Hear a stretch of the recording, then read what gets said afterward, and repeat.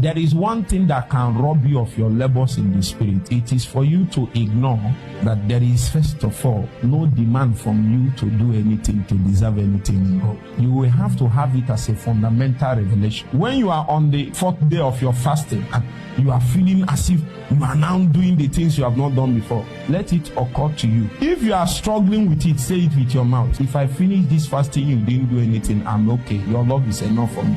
Your grace is enough for me. Because the law imparts to a man spiritually an entitlement mentality. And that is one of the challenges. That is one of the leaven of the Pharisees. The leaven of the Pharisees can be touted as a spiritual pride. A pride that stems up from their capacity to engage spiritual activities or do spiritual things that other people cannot do, counting it as a basis for them to move ahead of others. So I should be better than you because you pray 2 hours and I pray 3 hours. So that's why, for example, some people tell me that they want to fast for 3 days. I will ask you, why do you want to fast? The why is not to stop you. The why is that sometimes when people tell you the reason, you will know it's not a reason. It's an adventure to prove a point. I've seen sisters that maybe 1, 2, 3, 4 people are fasting, and they also told me that they want to fast so that it will not look like others are fasting and is not fasting, and they have known you as the spiritual person in the house. So you have to fast to prove a point. That's what God wants to do. He wants to put you on the mud. You know what it means? He wants to put you on the mud and exalt Jesus. That's the only way God can prosper in our hearts. I pray it all the time. Put me on the mud, but let your grace increase in my life. Don't pray it, because God might take even a literal circumstantial occasion to humiliate you and be humiliated. But one thing was certain: the humiliation was never in vain, because I saw much